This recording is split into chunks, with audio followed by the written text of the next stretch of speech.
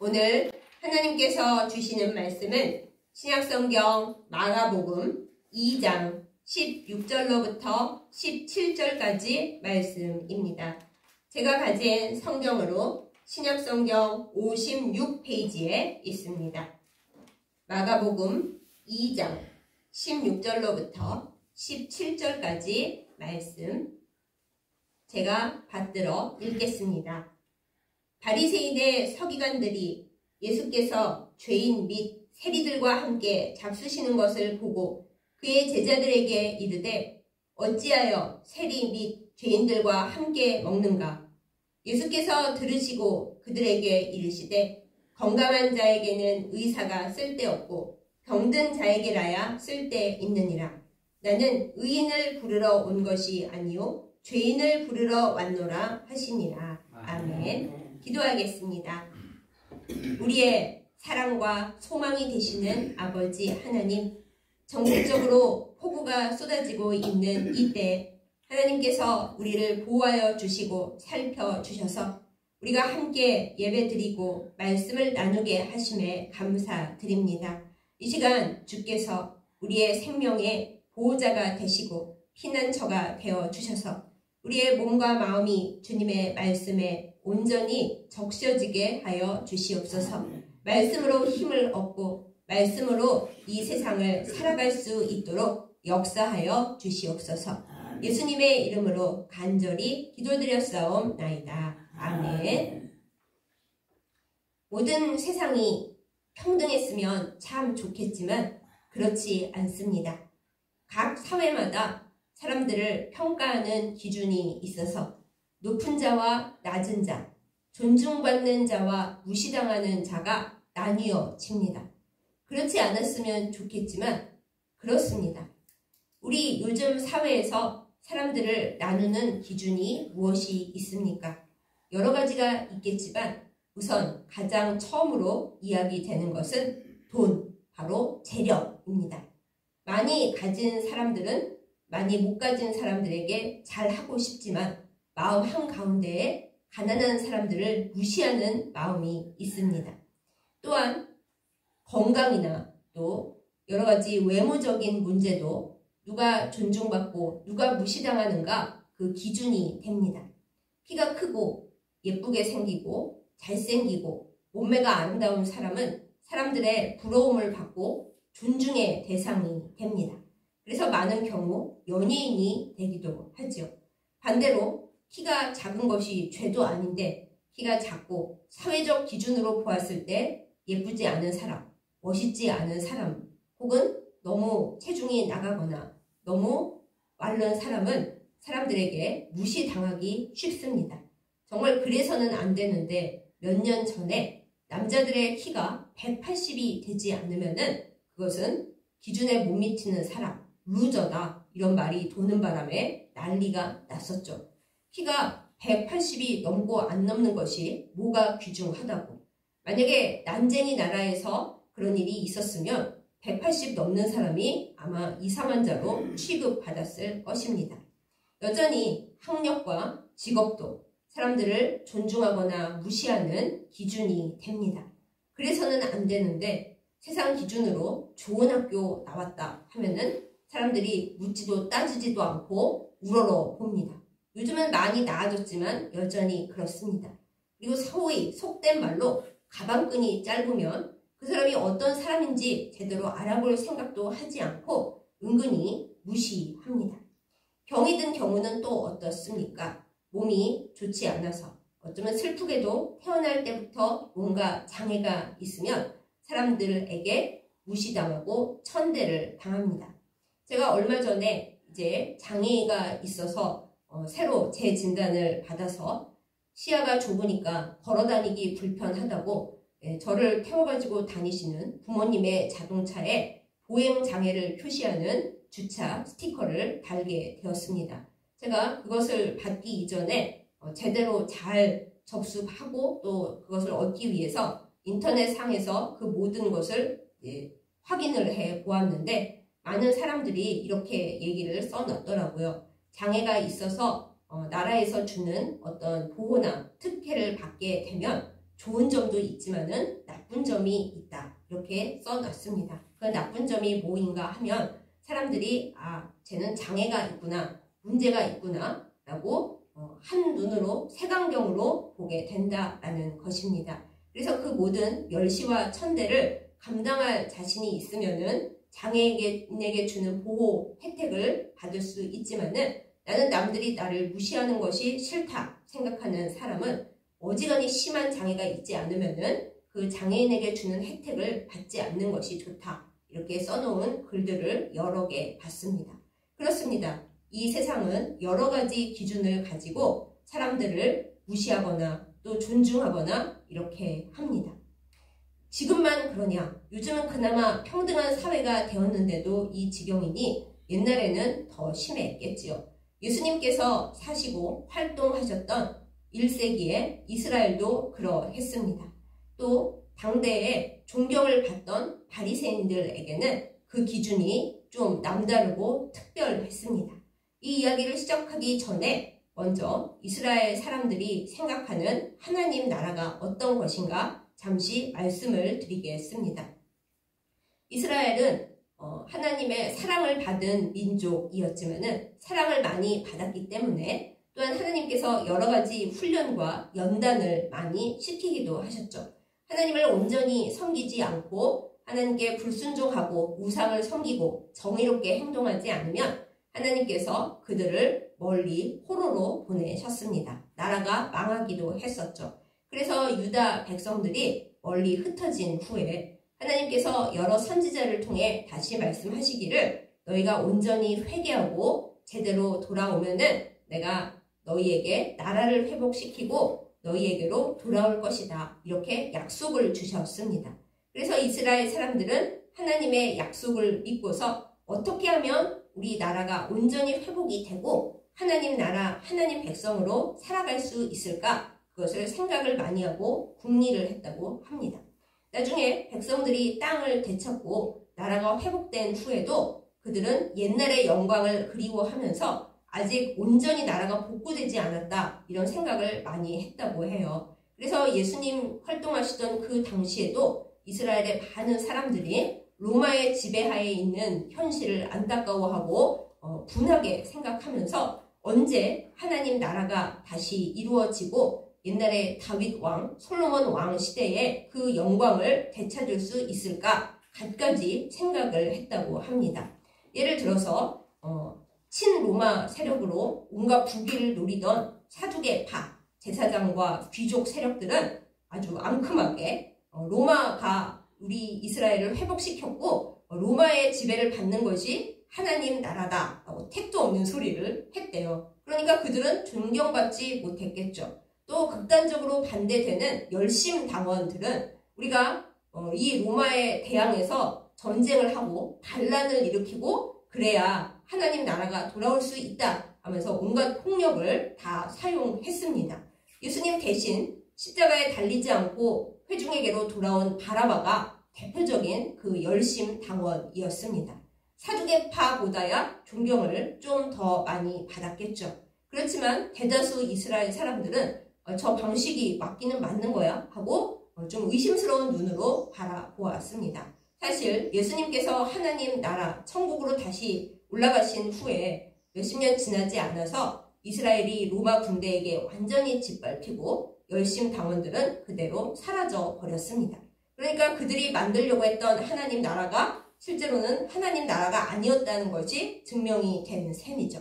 제가 여기서 다 언급하지는 않겠지만은 그 외로 여러 방식으로 하나님 나라를 다시 만들고 하나님께서 시온의 보좌로 돌아오시기를 기다리고 열망하는 이스라엘의 많은 여러 분파들이 있었습니다. 그런데 그 중에서 제일 존경받고 이스라엘 사람들이 이 방법이 제일 좋지 않나 생각했던 사람들이 있었으니 바로 성경에 많이 나오는 바리새파였습니다. 바리새파는 뭐라고 생각하고 뭐라고 전했느냐 하면은 하나님께서 우리 이스라엘 백성에게 주신 많은 율법들과 지켜야 할 법도들이 있잖아요. 그것을 완벽하게 잘 지키고 우리가 깨끗하고 거룩하게 행동을 해서 어느 순간 하나님께서 이만하면 너희가 충분히 거룩하고 깨끗하다. 그 옛날 너희에게 주었던 언약을 아주 다 지키는 정결한 백성이 되었구나 하고 판단을 내리시면은 그때 그 옛날에 시온의 영광이 회복되고 하나님께서 이스라엘 가운데로 돌아오시고 온전하고 완벽한 하나님 나라가 회복될 거다 이렇게 생각을 했습니다. 그리고 적지 않은 이스라엘 백성들도 그래 정말 그렇게 될 거야 하고 생각을 따라서 했대요.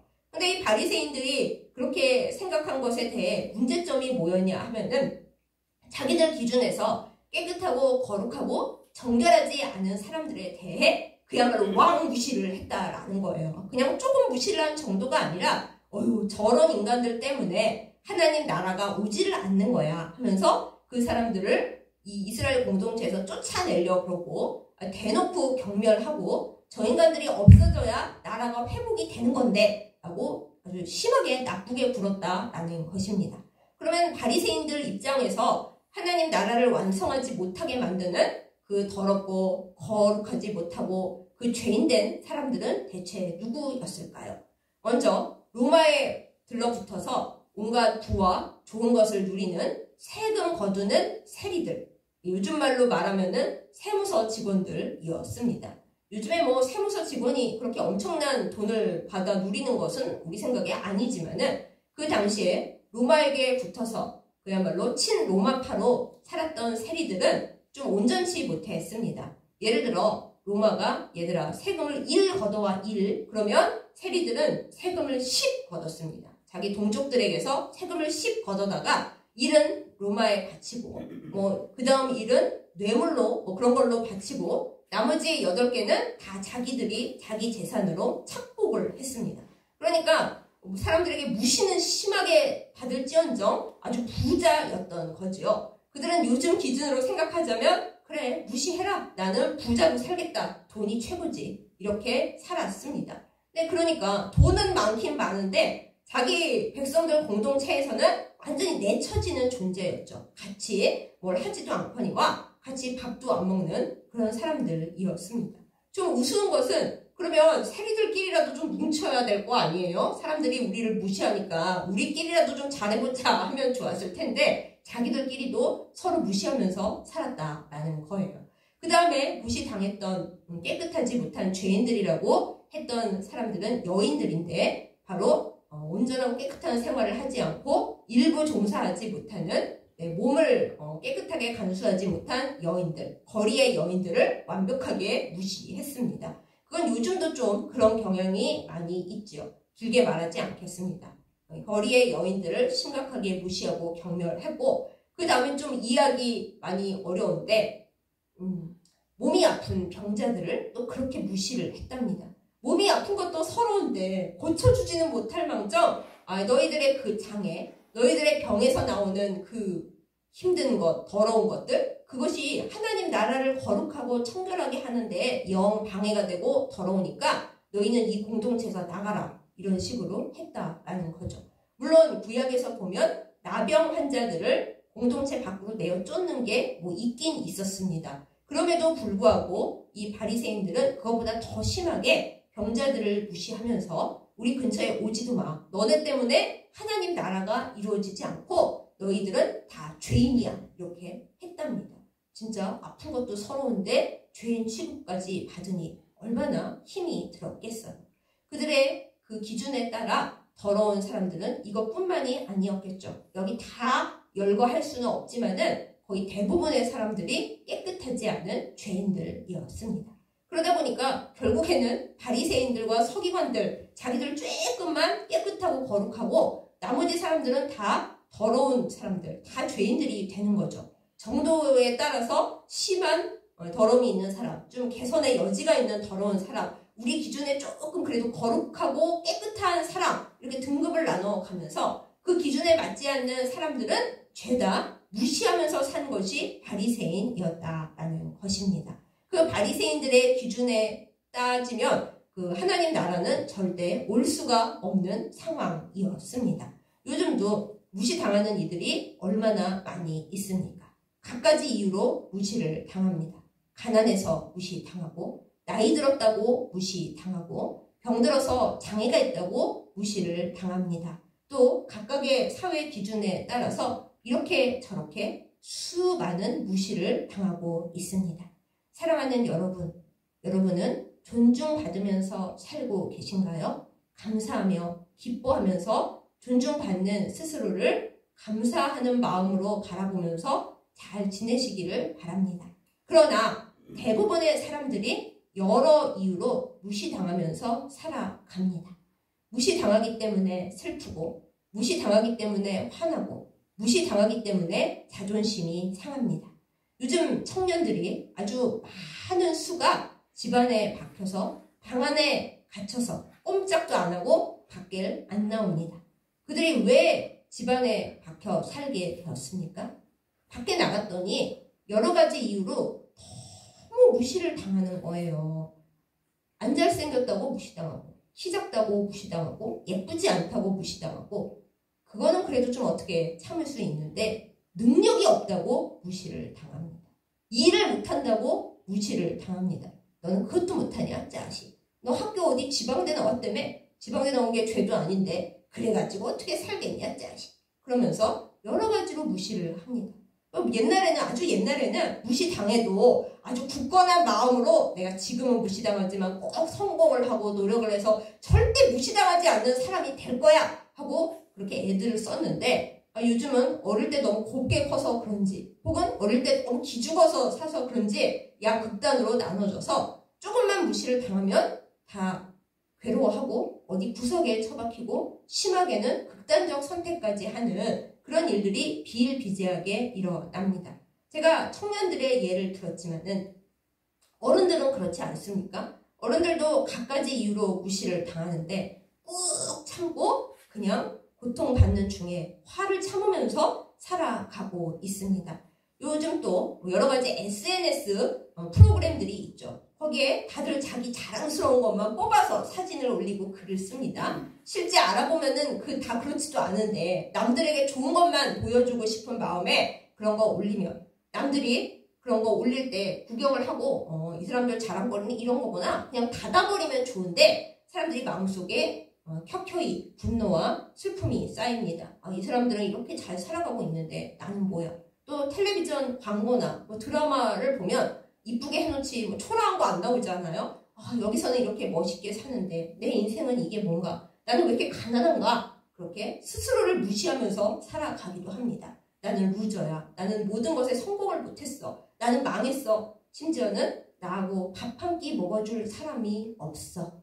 그러면서 슬픔 속에 절망 속에 살고 있는 이들이 얼마나 많은지요. 어쩌면 여러분 중에서도 그런 분이 계실지도 모르겠습니다.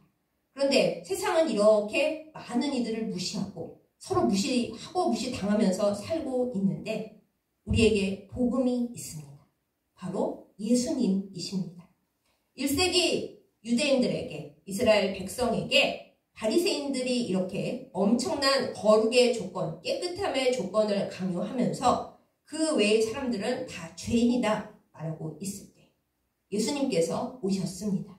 그러면서 오늘 우리 말씀 본문에서 봤듯이 얘들아 깨끗한 자, 정결한 자에게 의사가 뭔 필요가 있니? 나는 죄인, 더러운 자, 니들이 무시하고 싫어하는 사람들을 구원하러 왔어. 이렇게 말씀을 하십니다.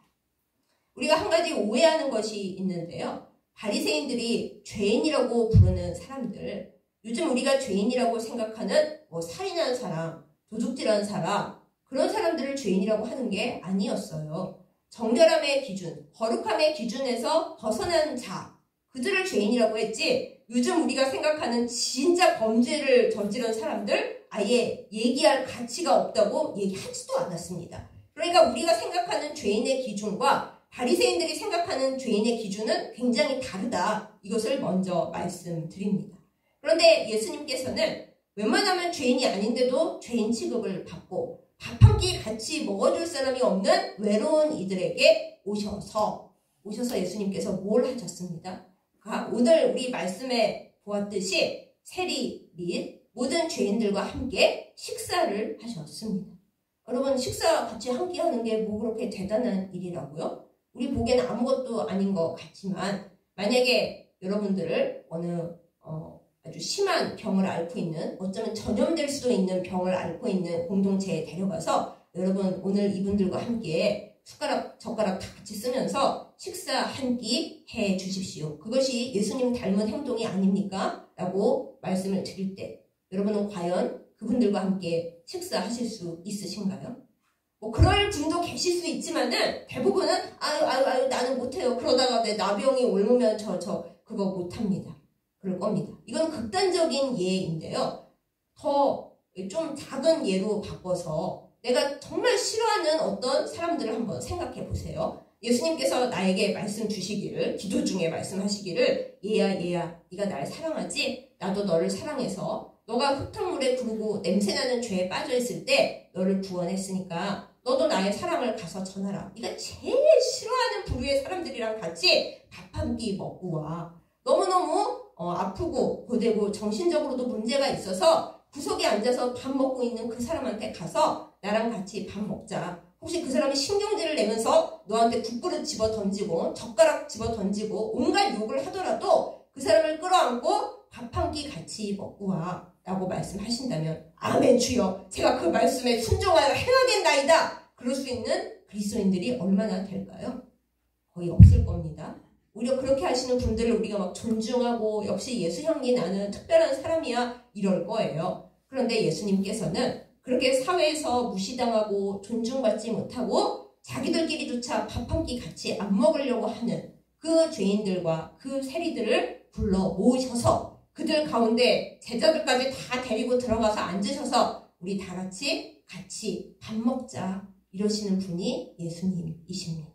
그것을 더럽게 보고 아니 하나님 나라를 만들어야 하는 이때 정결함을 넓혀야 하고 그 정결하지 않은 인간들은 다 내쫓아야 하는 이때에 저 인간들과 밥을 같이 먹고 앉아있는데 뭐야 저거 랍비야 뭐야 저 인간부터 축출해야 되는 거 아니야? 하는 바리새인들과 서기관들에게 예수님은 태연하게 말씀하시는 거예요. 죄인들에게 의원이 필요한 거야. 같이 밥 한 끼 먹을 수 있는 사람도 없는 이들에게 내가 필요한 거야. 하나님 나라가 뭐 정결함으로 갖추어지는 줄 알아? 이들을 사랑하고 이들 가운데 있을 때 하나님 나라가 오는 거야. 이렇게 말씀을 하십니다.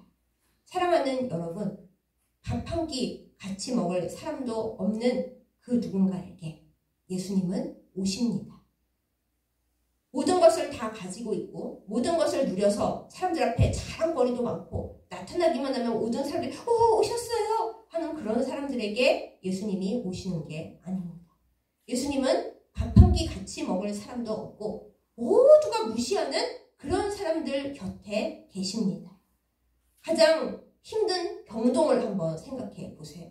여기저기 사람들이 아프고 피고름을 흘리고 신음소리를 내고 있는 그 자리, 직업 때문에 어쩔 수 없어서 내가 여기 있지, 웬간하면 여기 안 있고 싶다, 간호하시는 분들도 그렇게 생각하는 그곳에 예수님은 가시고 거기에 계십니다. 우리가 복음서에 보면은 유난히 예수님께서 병자와 귀신 들린 자들을 고치시는 장면이 많이 있어요. 예수님께서 왜 그들을 고치시고 왜 그들 가운데 가셨을까요? 그들이 사회에서 쫓겨나고 무시당하는 사람들이었기 때문입니다. 귀신 들린 자에게 누가 가까이 가겠어요? 뭐 요즘은 그래도 병자들과 장애가 있는 이들은 쓸어 안으려고 사회가 많이 노력을 하고 있지만 그래도 실제적으로는 어렵잖아요. 그 옛날 정결함을 만들어야 하나님 나라가 온다고 믿는 사람들 입장에서 병들고 장애가 있는 사람들이 무슨 의미가 있겠어요? 멀리 내쫓아야죠. 이들 때문에 하나님 나라가 아마 이렇게 생각하고 있는데요. 그런데 예수님은 그들 가운데로 들어가시고 그들에게 손을 얹고 그들을 끌어안으시고 얘들아 많이 아프지? 사람들이 너희를 무시하지? 너희들 무시당하면서 살아왔지? 그 38년 된 병자 생각나시죠? 그렇게 베데스다 못가에서 아프기도 아프지만 아무도 챙겨주는 사람 없는, 그래서 뭐 천사가 와서 물을 휘저어도 데려가 줄 사람이 아무도 없는 그 38년 된 병자에게 예수님은 가셨어요. 아무도 챙겨주지 않는, 정말 나는 이 세상에 왜 내가 살아있는지 모르겠어. 다 나를 무시하고 이랬으면 차라리 죽었으면 좋겠는데 죽어지지도 않고 나 어떡해? 하는 그 사람에게 예수님은 가십니다. 혹시 무시당하고 계십니까? 아무도 나를 안 돌아봅니까? 사람들이 나를 배신했습니까? 뒤통수를 심하게 갈겼습니까? 그러고선도 닌 더러워. 니는 우리 공동체에 필요가 없어. 나가. 그런 대우를 받고 계신가요? 스스로도 나는 무시당해서 당연한 거야. 누가 나를 뭐 좋게 생각하겠어. 나는 무시당할 수밖에 없는 사람이야. 그렇게 생각하고 계십니까? 누구보다도 예수님께서 당신을 사랑하고 환영하고 계시다는 것을 꼭 믿으시기 바랍니다. 예수님은 잃어버린 자를 찾으러 오셨습니다. 양 기억하시죠? 목자가 밤이 돼서 양을 한 마리, 두 마리, 세 마리, 네 마리 하고 세고 봤는데 한 마리가 없는 거야. 한 마리. 얘가 어디 갔지? 그래도 양 많이 있으니까 에이 그 한 마리는 보나마나 절벽에서 떨어져가지고 다리도 절고 이미 이상하게 됐을 거야. 그런 양은 뭐 하나님 재단에도 드릴 수 없고 쓸모없는 양이 됐으니까 에이 가서 죽으라 그래. 그럴 수도 있지만은 예수님께서 말씀하시는 목자는 그 양이 어디서 절벽에서 굴러서 떨고 있는지, 다리가 부러졌는지, 어디서 피를 흘리며 매매 하고 울고 있는지 모든 양들을 우리에 다 넣어놓고 그 잃은 양 한 마리를 찾아서 온 산을, 온 평원을 다 헤매고 다니면서 그 양을 찾았습니다. 너무나 잘 알고 계셔서 뭐 그 이야기 하시죠? 그 잃은 양을 찾기까지 목자가 얼마나 헤매고 다녔나요? 그리고 마침내 찾았는데 양이 너무 지치고 목자님 제가 지금 돌아가봤자 제 양 친구들이 저를 무시하고 다 싫어할 거예요. 너는 이제 온전하지 않은 양이고 우리의 이 거룩한 우리에 들어올 수 없어. 그냥 가서 죽어. 그런 말을 들을 거예요. 저 버리고 가세요. 그러는 그 양에게 예수님은 그 목자는 그러는 거죠. 어떤 다른 양들이 너를 무시할지라도 너를 싫어할지라도 너도 솔직히 창피하고 부끄러워서 거기 안 갔으면 좋겠어요 할지라도 내가 너를 사랑해. 내가 너를 살리고 싶어. 너는 그저 잃어버린 양 한 마리가 아니라 나에게는 온 우주 전체보다 소중한 양이야. 나랑 같이 가자. 하고 그 양을 품에 안으시고 둘러매고 오신다고 하잖아요. 그리고 그 양을 싸매어주고 다른 멀쩡한 양들보다 더 돌봐서 잘 살아갈 수 있도록 그런 분이 목자고 예수님이라고 말씀하셨잖아요. 그것이 예수님이십니다. 예수님은 온갖 일과 온갖 기준으로 무시당하고 있는 사람들을 찾으십니다. 물론 요즘 교회나 그리스도인들이 예수님 닮지 못한 경우가 많아요. 교회 갔더니 더 무시하고 그리스도인들이 더 더럽고 더 나를 못살게 굴고 내가 예수님은 좋지만 교회와 그리스도인들이 싫어서 교회 안 가! 이러시는 분들이 좀 많이 있어요. 교회 안에서도 교회 생활 하던 중에 내가 교회에서까지 이렇게 무시를 당해야 돼? 밖보다 교회가 더 더러워 하면서 예수님은 믿지만 내가 교회는 안 가 하는 가난한 성도들도 꽤 있어요. 그렇지만 예수님께서는 말씀하십니다. 너 교회 보고 사람들 보고 나 믿는 거 아니잖아. 교회 외관이 나 만나러 오는 거잖아. 그렇게 말씀하시면서 교회 가서 사람들 바라보지 마. 교회가 어떻든 그런 거 상관하지 마. 네가 교회 와서 예배하는 이유는 나를 만나기 위해 십자가를 만지기 위해 오는 거잖아. 이렇게 우리에게 말씀을 하십니다. 여러분 우리가 무시당하고 슬프고 사람들 보기도 너무 싫고 교회는 더 싫습니까? 예수님의 십자가를 만지기 위해 예수님의 십자가 앞에 함께 모여 예배하는 교회 공동체에 예수님의 사랑과 성령의 은혜가 내리기 때문에 그래서 우리가 교회 가서 신앙생활을 한다는 것을 꼭 잊지 마시기 바랍니다. 예수님의 십자가가 대체 어떤 의미가 있습니까? 예수님이 이 세상 모든 무시당하는 자들의 그 무시당하고 배신당하는 그 모든 일들을 십자가 위에서 다 짊어지시고 세상 모든 무시를 다 당하셔서 의미가 있습니다. 예수님만큼 무시당한 사람이 이 세상에 있을까요? 예수님만큼 모든 그 배신을 다 당하신 분이 또 있을까요? 예수님이 십자가 위에서 이 세상 모든 자존심 상하는 일과 배신당하는 일과 무시당하는 일, 심지어 일주일도 안 된 그 전에 호산나를 외쳤던 사람들이 예수를 십자가에 못 박고 열심당하면 바라바를 내려다오 뭐 그랬어요. 그랬더니 또 그대로 해줬어요. 예수님만큼 무시당한 사람이 이 세상에 또 있을까요? 그런데 예수님께서 그 모든 무시당하고 초라한 것을 다 십자가 위에서 혼자 짊어지시고 이러시는 거예요. 이 세상 모든 멸시, 이 세상 모든 천대, 이 세상 모든 너 혼자 있어서 밥 먹을 사람도 하나 없는 그 고통, 이 세상 사람들이 다 나를 버린 것 같은 그 고통, 내가 십자가 위에서 다 처리한다. 십자가까지다. 더 이상은 못 간다. 왜? 예수님께서 다 짊어지셨으니까요. 그래서 무시당하는 우리 모두에게 내가 무시당해서 눈물 철철 흘리고 주여 내가 이러면서 살아있어야 하니까 십자가가 답입니다. 얘야 십자가까지만 와. 내가 다 책임질게. 너의 모든 고통은 여기 십자가까지만이야. 그 뒤로는 더 못 가. 십자가의 모든 것을 다 못 가. 내가 다 책임질게. 이게 예수님께서 무시당하는 당신에게, 그리고 아직 그것을 그 사랑을 모르는 무시당하면서 혼자 소외당하고 슬퍼하고 있는 모든 사람들에게 전해야 하는 복음이라고 우리에게 알려주시는 것입니다. 여러분은 예수님을 믿으시지요? 이 복음을 알고 계십니까? 그리고 이 세상 모든 무시당하고 있는 사람들에게 이 십자가의 복음을 전할 준비가 되셨습니까? 옛말에 금목자 흑, 근주자 적이라는 말이 있습니다. 네, 제가 한문을 쓰지는 못합니다. 그런데 그 말 뜻이 묵은 검정 먹이잖아요. 먹 가까이에 있는 사람은 검어지고, 주는 인주에 쓰는 그 빨강 주사잖아요. 그 주사, 붉은 것 가까이에 있는 사람들은 빨갛게 된다. 이 뜻이에요. 또 더 쉬운 말을 쓰자면은 향을 쌌던 종이는 향기가 나고 비린내가 나는 생선을 쌌던 종이에서는 생선 비린내가 난다. 이런 말이 있습니다.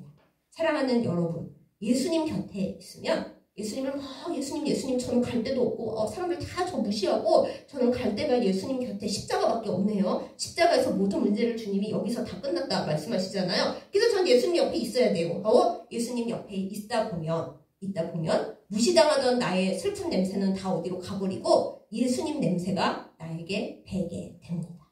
그걸로 우리는 세상이 나를 무시하든 나를 싫어하든 나를 미워하든 욕하든 조롱하든 그 냄새는 쩔로 날아가고 예수님 냄새, 나를 무시하는 사람들보다 더 강하게 나를 둘러싸시고 평안을 주시고 힘을 주시고 용기를 주시는 예수님 냄새가 내 안에 배게 될 때, 그때 우리는 담대하게 살아갈 용기를 얻게 됩니다. 세상의 모든 사람들이 나를 무시해봤자 뭐 어쩌겠어요. 천하무적이신 예수님, 이 세상 모든 무시와 멸시를 다 짊어지시고 십자가에서 다 끝내신 예수님 옆에 내가 있는데 천하무적이지 뭐가 무섭겠어요? 남들이 나에게 뭐라고 하든 그게 뭐 중요해요. 예수님이 다 맡아주고 계시고 다 갖고 와. 내가 다 처리할 테니. 그러시는데 뭐가 겁나겠어요. 거기까지 간 주의 백성, 진정한 주의 백성들은 이제 할 일이 있습니다. 여전히 나는 온 세상에서 무시당하고 있어 하고 웅크리고 있는 그 누군가에게 다시 가야겠죠? 이게 복음을 전하는 일입니다. 너는 이 세상 모두가 너를 무시하고 너를 싫어하고 밥 한 끼 같이 먹어주는 사람이 없을지라도 슬퍼하지 마. 내가 너의 영원한 친구가 되고 너랑 영원히 밥을 같이 먹어줄 분을 소개해 줄게. 그분이 바로 예수님이야. 나는 인간이라 너에게 복음을 전해도 인간적으로 언젠가는 혹시 또 너를 상처 입힐 수 있겠지만은 예수님은 아니야. 예수님은 영원히 너와 같이 계셔. 사람들 보고 예수님 믿지 마. 사람들은 사람들이고 교회는 교회고 예수님은 그런 분이 아니야. 그것을 그 무시당하고 있는 누군가에게 찾아가 전하는 우리가 되어야겠습니다. 무시당하는 당신에게, 무시당하는 우리에게 주님은 이것을 말씀하십니다. 세상을 보지 마. 세상 사람들이 널 무시해? 자존심 상해하지 마. 그들이 너에게 무슨 상관이 있니? 다 흘러갈 일이야. 다 뭐 그들에게 존경받아봤자 잠시 즐겁겠지만 그거 아무것도 아니야. 영원히 너를 사랑하고 모든 무시와 멸시와 자존심 상하는 배반에서 너를 지킬 나를 믿어. 내가 너의 모든 고통을 십자가까지만 가지고 오면 다 끝낼 거야. 어떻게 그걸 하실 수 있냐고요? 예수님이 이 세상 모든 무시와 멸시를 다 겪어보셨고 다 끝내신 분이기 때문입니다. 사랑하는 여러분, 무시당하고 계십니까? 무시당하는 당신에게 제가 복음을 전하겠습니다. 예수님을 바라보십시오. 모든 고통을 예수님께 가지고 오십시오. 밥 먹을 사람 없습니까? 예수님 제 식탁에 주님 오세요. 그럼 주님이 오십니다. 우리 생각엔 내가 주님을 초청한 것 같은데 아닙니다. 주님께서 먼저 당신을 초청하셨습니다. 그러니까 이 말씀을 듣고 계신 거예요. 교회와 사람들 바라보지 마십시오. 그냥 눈에 보이는 형태로 여기 있는 거지 예수님을 만나 예수님 곁에 함께 있고 예수님과 식사하고 예수님께 위로받는 것은 오직 예수님과 나, 예수님의 십자가와 나의 고통 사이에서 일어나는 일입니다. 예수님을 만나세요. 무시당하셨어요? 이때가 예수님을 가장 잘 만날 길입니다. 주님, 저 무시당했어요. 사람들이 절 무시해요. 제가 어디 가서 밥 같이 먹을 사람도 없고요. 제가 가까이 가면 사람들이 다 저를 피해요. 주님 어떻게 해요? 왜 제가 이러고 살고 있죠? 예수님을 만나려고요. 그리고 예수님을 만나서 또 누군가 무시당하고 있는 누군가에게 가서 예수님이 어떤 분인지 알려주기 위해서요. 이것이 하나님 나라입니다. 바리새인들은 뭐 정결함을 어떻게 하고 뭐 조건이 안 되는 인간들 다 어디 내쫓고 그 인간들 다 없어져야 하나님 나라가 와 하고 잘못 알고 있었지만 하나님 나라는 그런 게 아니에요. 너무 답답하셔서 예수님이 심지어 욕도 하시나요? 욕도 이 독사의 자식들아. 요즘 말로 말하자면 제가 잠시 여러분께 양해를 구하겠습니다. 개새끼들아. 네. 하나님이 그 정결함의 기준을 뭐 그런 걸로 따지시는 분인 줄 아냐? 잘못 알았으면 조용히라도 있을 것이지. 너희들 왜 그러고 있어? 니네 때문에 하나님 나라가 더 좁아지고 있잖아. 하나님 나라는 그런 게 아니야. 이렇게 알려주십니다. 사랑하는 여러분, 우리는 하나님 나라의 초청장을 받았습니다.